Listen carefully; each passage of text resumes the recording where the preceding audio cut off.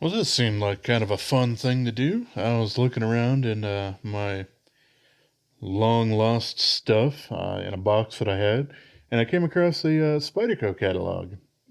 This one used to be included in the boxes back when they used white and blue for their their box colors. Um, Not 100% sure, but I want to say that this came in the box with a Calypso. Anyway, it's from 1997. So yeah, we got that's basically spoilers for the different trademarks of the knives that they're going to mention here. We got Welcome to the World of Spyderco. And let's see if I can't get some not shininess happening. There we go. Since 1981, Spyderco has produced pocket cutlery with original features, including our Spyderco trademark round hole, convenient clothing clip, and spider edge serrations for a powerful cut. After more than 20 years in business, Spyderco still develops high quality functional tools based on these worldwide industry standards. This catalog describes the design philosophies behind each of our products as well as key features that represent the simplicity, performance, and longevity that you can expect from Spyderco. Our success rests on a simple theory that consumers will always gravitate toward the better performing product. With that, we would like to thank you for choosing Spyderco. Quality is a product of a good attitude. Apparently, was a trademark that they had there. If you're not familiar with a spider edge is, that's what they call their full serrations. I honestly don't know if they still refer to it as a spider edge or not. I think a lot of times I'll see full serrations or something like that.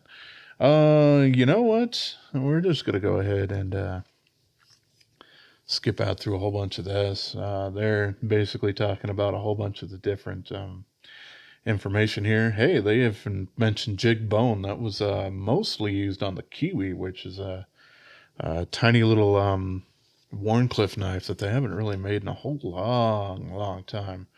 A whole bunch of information on steel and the different characteristics there.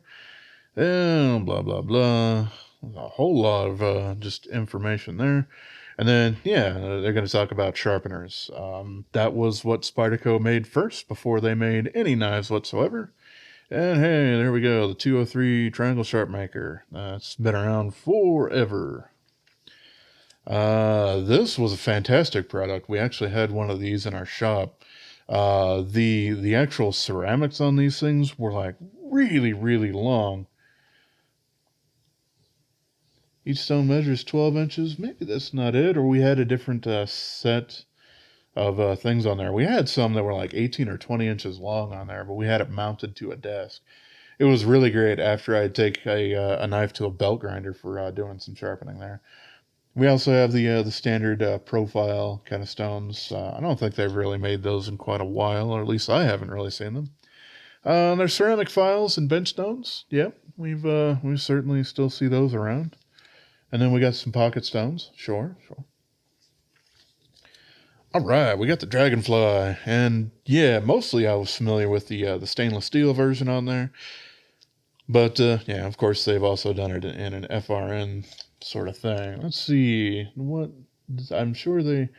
Yeah, you can see how old this is. This is using GIN1 steel, or the large one, or sorry, not the large one, but the one without the stainless steel is using AUS 8. They're pretty close to the same kind of steel, and it's certainly something that they used back in the 90s before they ended up jumping on VG10, which definitely outperformed both of those. But there you go. Let's see, and then we got the Delica and the Endura. This is definitely an earlier Endura. These are, of course, using AUS 8, and you can see that they're not a full flat grind. They are very much a saber grind with a hollow grind going on for the serrations on them.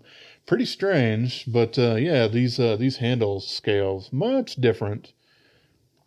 This is looks like it's probably from the Endura and Delica 2 series, whereas the 3 series did change up some things.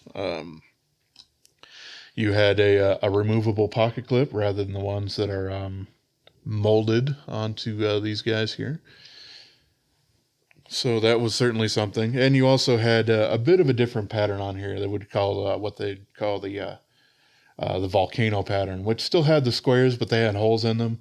And then that's before they came out with the fours that really had the bi-directional sort of stuff to go along with it. But yeah, here we go. And this is long before we have the boy dent for the lockbacks on these guys. There we go. We got the Pro Venerator, which is a steel with an FRN insert. You definitely don't see that anymore. And pocket clips a little bit strange on that. Kraton inserts. Okay, so that's not FRN. Kraton's the kind of rubberized stuff. Cold Steel used it on the handles of some of their knives and stuff like that. We got the Pro Grip. Kind of reminds me of a bit of a smaller Chinook or something like that. Maybe it's from the same kind of designer. Nope. Oh well. See, we got the good old native. Wow, yeah, this is in GIN1. You can definitely tell that's old, but also something fun is this was still back when their pocket clips still had patents going on for them. I really, really hated this mounting mechanism. I did have a native with this kind of clip before in the past. It's unfortunately lost. Someone actually bought it from me when they did a small stint of selling them for an outrageously low price at Walmart for just a little bit.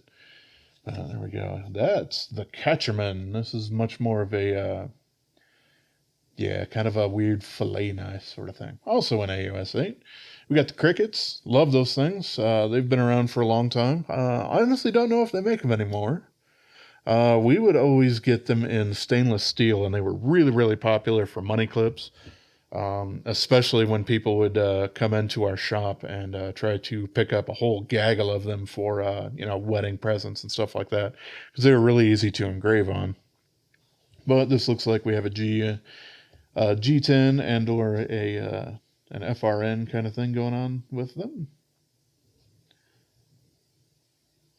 Hey, it looks like a ATS 55 on a couple of these. That is some fancy stuff. ATS 34 is basically the Japanese steel that 154 CM here in the States was based off of. ATS 55 was kind of a little bit of an upgrade over that, but really wasn't around for a huge amount of time, and I think it's fairly difficult to get a hold of. I don't think the company makes a whole lot of them anymore. Hey, here's the Q. This was back. This is actually using 440C. Okay, but very very skeletonized, including the knife with a very different kind of latched release mechanism and all that sort of stuff. Pretty interesting. Copilot, something that has not been around for ever, but you can definitely see, especially from the number, this was a fairly early model. The Calypso Junior. I did like the Calypso full sized much more, but here we go. We got AOS steel for these guys. And I guess, funny enough, the Calypso does technically live on to this day. They haven't actually manufactured, even Sprint runs any of these guys for a very, very long time, which kind of makes me a little bit sad, but that's okay. The UK PK, or the UK penknife, or whatever, is also based off of these designs here. So it's still around. Here we go. We got the Mini Dyad. That was one of their fun double knifed sort of things. We got the double lockbacks going on here. That's using GIN1 steel. I haven't seen a full size Dyad in forever. We got the Rescue. These guys were fairly popular for people looking to do some rescue stuff like that. A lot of first responders and stuff like that would like those things, especially this guy with the hole in there that was kind of a holdover from the Harpy and other Mariner kind of things, but allows fluids to drain, which, for some of those guys, that's probably a good thing. There we go. There's the Mariner. So that also has that same kind of drain hole there. Yep, this was before they were really using or had started to use H1 steel, but obviously this would have certainly been in use there. But of course, this is, Clip It 02, very, very early model. We got the old school police models, which is kind of like just a little longer version of an Endura with a swedge at the tip for a little bit more pokey. These guys looks like the G10 versions were using ATS 55, but the stainless steel was still using GIN1 back then. Let's see. Then we got the Rookie. I have never honestly seen one of these guys. It certainly looks like a whole lot of their other knives. So, I'm not super sad that I've never seen them before. But yeah, there you go. Kind of interesting that that hollow grind really goes up into the hole there. That's just a little bit different. We got the Renegade and the Blackhawk. These guys, I think, are fairly highly sought after at this point in time. They're very, very weird and crazy. You can see just how thin the tips come out to there because they have the hollow saber grind as well as the top thing there. Really, really kind of wild designs. I think they did have a problem with the tips being a little too brittle on these guys, which is why they didn't survive for many, many, many, many years. We got the standard, the CO5. Yeah, it's pretty good. And hey, this one's in G10 with ATS 55. That's some good stuff. The Worker, the one that started it all, that they haven't made forever. It's not exactly the epitome of the Spyderco brand, but it certainly was at least a starting point for them as far as navs are concerned. Hey, now we got the military, and yes, these are still with a liner lock. They've only very, very recently announced that they are going to make a version of the full-size military with a compression lock, something that they've been very, very reticent to do over the years. Let's see, the Harpy. I've already talked about this one, and this is basically where I ended up finding that mine was in GIN1 steel, which is the steel handle there. I have looked at it in the past. I could probably pull it out. I think it's fairly close. Yeah. Here it is. Tip has definitely seen better days on this thing. I was definitely not the first owner of it, but yeah, we can still see the little patent information on the pocket clips on these guys. But yeah, didn't really state the steel at that time, but they at least did in the catalog for it, so you had that information at your disposal if you wanted to. A ladybug.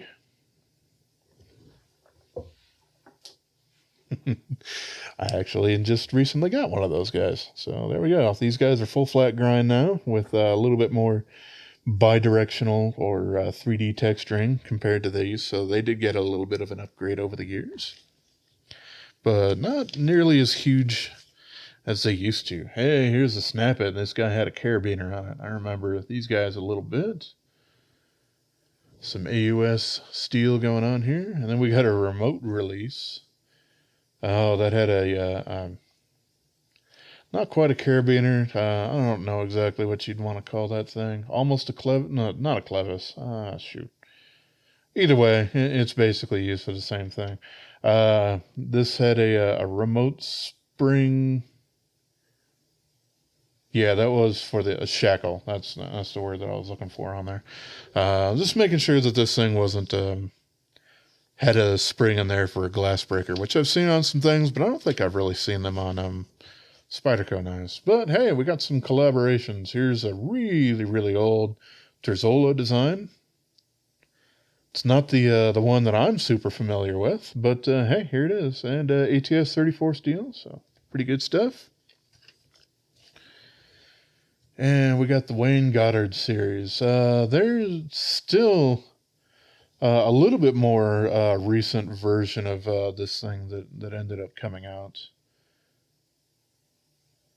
But yeah, there we go. They also kind of look mostly like a Spyderco. Then we got the lightweight version of the Wayne Goddard with that little bit of upgraded blade steel here. We got. I'm always a little confused on how to pronounce that. I've always pronounced it Centofonte, but it could be Centofont. I'm not quite sure. But these were some more of the higher end ones. I ended up having a different Centofonte knife that probably is much newer than this catalog is. So there we go. There's a Michael Walker. He's done a couple of them over the years. This is the number 22. And, well, this one at least has a twill-looking design to it. That is carbon fiber. Okay, yeah, so that's going to be nice and expensive. And then here's a lightweight version of it here in FRN with AUS 8. Much more affordable. The Jess Horn. These things were gorgeous little lockback knives. I'm not actually really familiar. I haven't seen a 3/4 serrated version of it, but there you go. And that's, I guess, where the jig bone started with them. I thought it started with the heart, the kiwi, like I mentioned earlier. Well, there we go. There's another Jess Horn. This was another one that had a little bit more of a reinforced tip, but still very much between the hollow grind and the clip point going on the top. Really got down to a crazy fine point. There's a lightweight version of it, and we can see a little bit of a different top clip grind going on with it. We got a Bilmoron featherweight little fixed blade knife. That's cute. Hey, VG10. That's probably one of the starting points of them using that in their Japanese facilities. There we go. There's the Jotsin Kalsa. This is a really hideous looking knife. Kind of looks like a strange frog or something like that, but apparently really useful for some martial arts. Just really crazy stuff. And hey, here's a Howard Veal. This thing was super pretty. I remember we did have one or two of these in our shop, but it was usually behind a glass case, so I never really got to handle it all that much. And then someone that wasn't me ended up selling it, so I didn't actually get to touch it, unfortunately. But here we go. We got the Tim Wegner and the Junior. I'm actually not familiar with these. I've never seen them before. Interesting. We got a Peter Herbst. This was a pretty crazy knife at the time, but yeah, 440C blade steel wasn't super fantastic at the time, but still really pretty, and a titanium lock as well. So that's pretty darn cool. We got some of their old school what they called pro culinaire knives going on there. This had their weird tri-teeth patterns. The Lansky actually made some of their little dog bone sharpeners to fit specifically in those serrations, as well as cold steel that had a similar but different amount of teeth. Let's see. And, yep, we got a little Santoku and paring knife. It seems like Spyderco jumped on the whole Santoku bandwagon a few years earlier than everybody else did. All the German manufacturers really jumped on that in the early 2000s, and that was like the knife to have. But it seems like they've predated it a bit by being in, this catalog from 97. And then we got Cares/warranty, which, Spyderco does stand by their stuff, but it is nebulous. Yeah, they've basically always stated it's free from manufacturing and material defects for 1 year after you buy it. They've certainly been a little bit better on that, but they haven't really updated much of their wording on that. I do think a lot of that particular reason, especially for that 1 year period, was some of the really early models, like I was showing earlier, that had the molded clip that was actually molded as a same piece as the handle. They were pretty darn easy to break off. It was a first try at the whole idea, and it revolutionized the knife industry. But having replaceable and robust clips after the fact really helps with that. So there we go. We got a little bit more of their information. Integrity is being good, even if no one is watching. Sure. Thanks, y'all. So yeah, this was really fun to look through. I haven't really thumbed through this since probably the early to mid 2000s, long before I packed this up before I moved, and then moved again, and then moved again. So yeah, I hope this was at least somewhat interesting to you to kind of take a look through some of their older stuff. In the guise that it was actually still relevant rather than, oh, we're just looking at the good old days, and a lot of websites that have historical data and stuff like that. But, either way, I hope you enjoyed it as much as I had fun going through this, and I hope you have yourself a wonderful rest of your day, yo. And subscribe.